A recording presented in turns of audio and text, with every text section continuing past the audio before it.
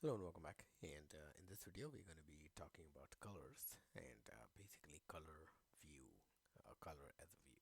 Okay, so color view basically fills the space offered by its parent, uh, and you specify the color in the initializer. Now, color conforms to shape style as well, and basically it can be used to paint shape, fill, or a stroke. That's why you would see that you can directly apply a stroke or fill color to a shape, right? So that is the reason, because it conforms to shape style, right? So what are the initializers? Well, let's take a look at them. So if we say color dot, the best way is to take a look at init. So now if you notice, there is a override. There is an override for CG color as well, right?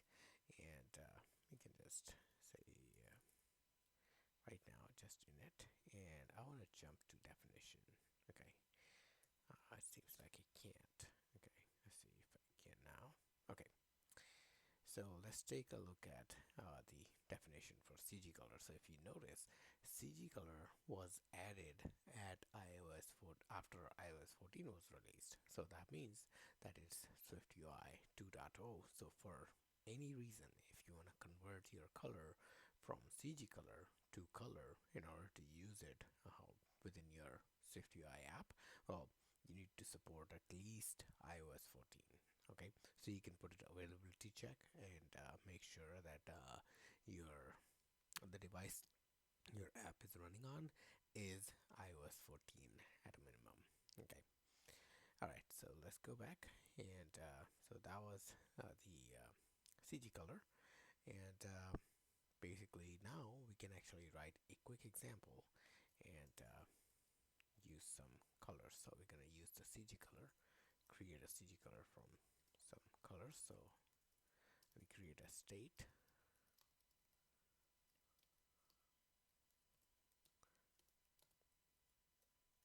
Okay,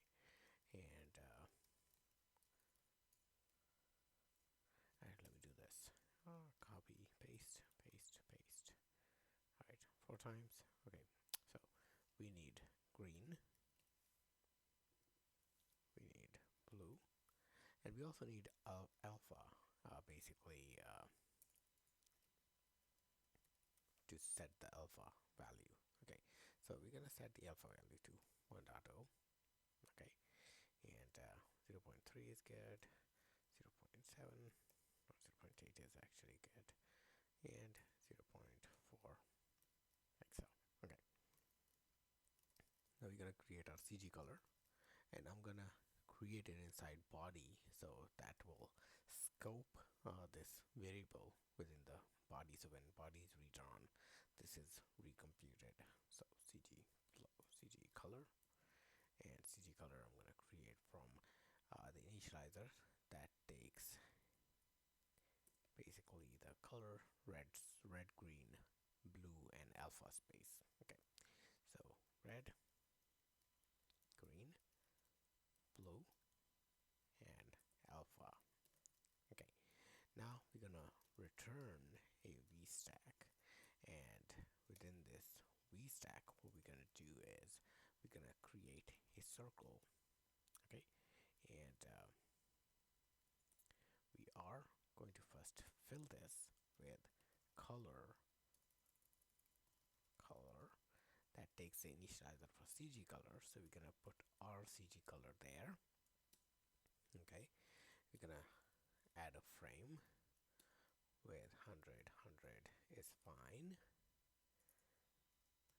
Okay, and then let's create sliders. So basically sliders we're gonna create so we can change the value. So we're gonna take the overload that has label in it. So this one is good, and we're gonna say red, and let's give it a close range of 0 to 1.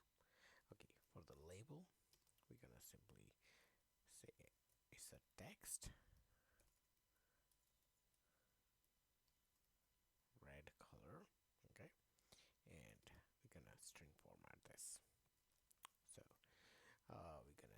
string,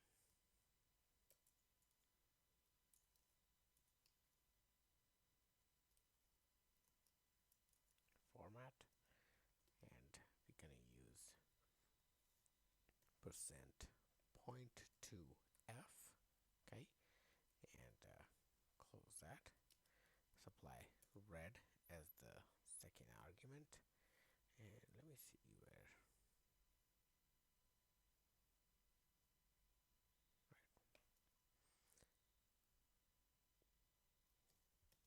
Okay, I was missing a bracket. Okay, so that's gonna basically format this, and I'm gonna copy this guy right here and paste it a few times. So second one is gonna be green, blue, and alpha. Okay, let's change these two. The binding values are going to be green, blue, and alpha, like so. Okay, so we're gonna give these ranges, and let's frame this with width to be 200. Okay, all right, let's try it again, and it's gonna build and basically gonna present the a view and a slider. Okay, so it cannot build. Let's clean, and let's build again.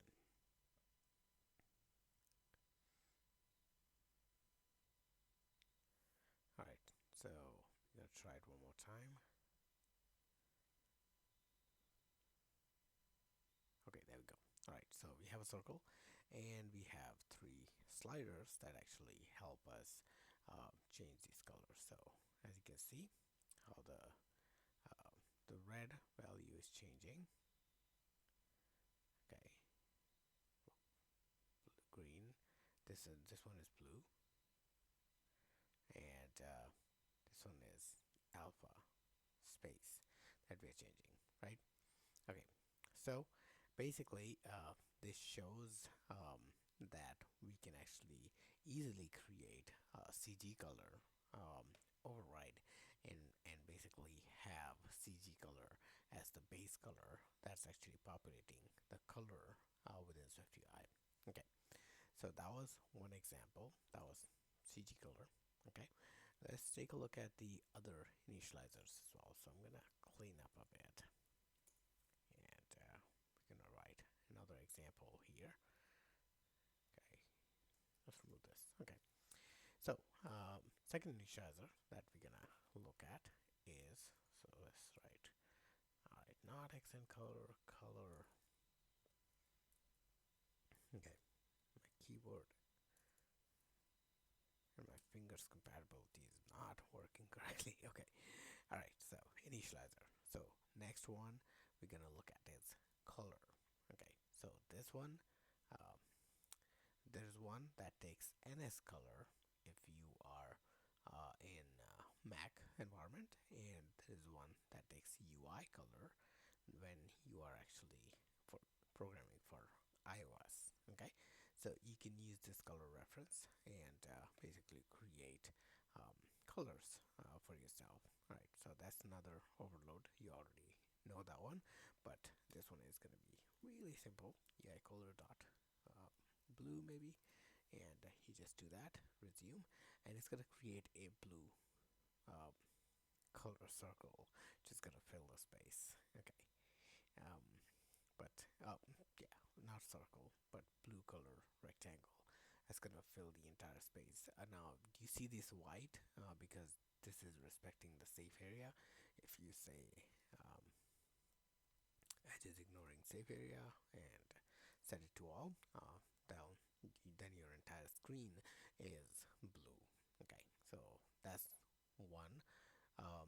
Now you have another one that takes RGB color space, so you can actually give an RGB color space and basically act upon, like, those. So if I command Z and bring back our slider, and here what I'm gonna do is I'm gonna simply remove, okay, actually a little bit more. Okay, there we go. um, okay, so that's good, we don't need that. Okay, and for the color, we are going to basically use RGB space. So I'm gonna create a color object. Let's see, we deleted this, right? So we're gonna simply say color, and we're gonna say color dot init created from RGB. Okay, and we're gonna simply say I need red, green, and blue. Okay, and alpha we don't need it anymore, so we're gonna remove that, and I'm just gonna say color right there, and we're gonna remove alpha from here. Okay, so let's see.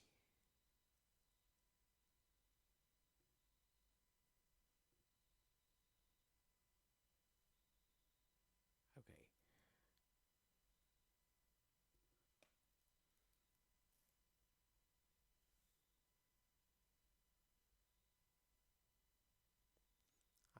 I I believe we need to provide the space. Let's see, dot init. There's one that takes the color space. Um, there we go. So this is what we needed. So we need sRGB. Okay, red, red, green, blue, and you can remove that. Let's see if that actually works. Okay. Why are you complaining about this? I don't understand.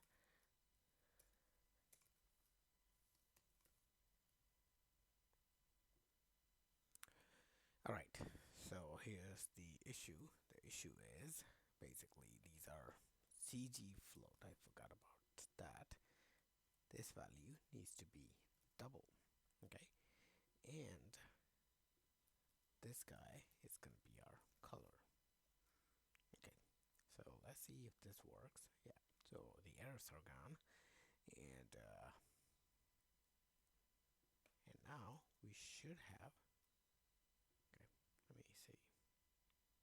Okay, there we go.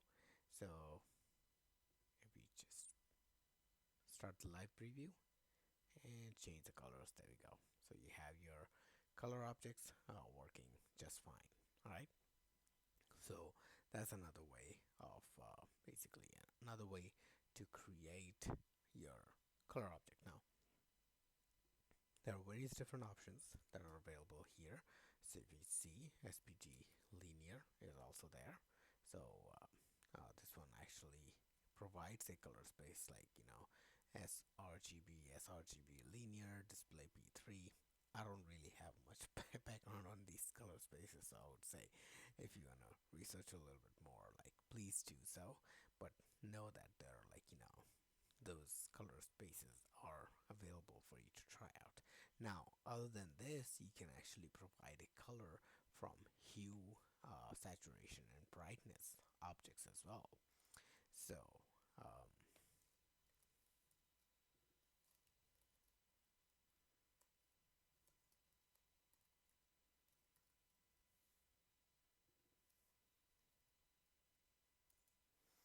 sorry, let's take brightness and saturation. Okay, so hue, saturation, and brightness, and I'm gonna say color, not the accent color, color, and I'm gonna take the value from hue, saturation, and brightness. Okay, and that's gonna give it the color, and gonna say hue,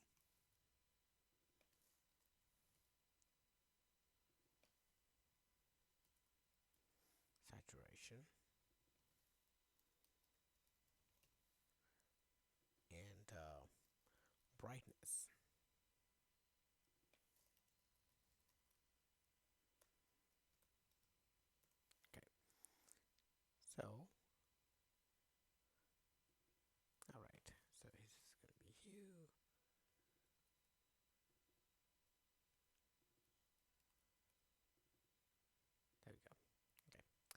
let's go ahead and resume this. So this is another um, color space for us to try. You can try out hue, saturation, and brightness values to alter your colors. All right. So yeah, so those are few of the color properties. Now, the accent color is a static property. We've been seeing that quite a lot. So basically, it's a color view with system accent for the environment. Okay, and that is something that you can actually try out. So let's go ahead and try that out. I'm gonna remove everything and let's go ahead and try with an H stack. Okay, and I'm gonna show you the difference. So basically, if you have a text, a regular text, okay, and you have another text that has accent in it, we're gonna say foreground color, and foreground color we're gonna say color dot accent color. Okay, and let's give both of these font title. And if I resume now, what you're gonna notice is this actually adopts the accent color for the foreground. Okay, now the accent color, if you, I believe you should be able to see these. Okay, so there we go. The set of colors used by system elements and applications. So these are set of colors that are there, that are defined. Um, and these are system colors. So basically, but these are set according to the environment. Okay, so basically you can use the primary, secondary, and so like primary, secondary um, properties to basically create these different accent colors or different accent color objects, and you can basically use them and adopt the color of your system. So if system is like high um, brightness, right, it's been set for the accessibility reason, actually it's gonna adopt those. So that's actually the benefit, and you can actually create your own accent colors as well, and basically then you can define the accent for the entire app, and basically take it from there, so you can have like consistent theme sort of defined for your app. But that's not the topic for today. Our topic was to cover different color initializers and take a look at them in a little bit more detail. So that's what we did, and I hope you guys enjoyed the video. Thanks again for watching, and I will see you guys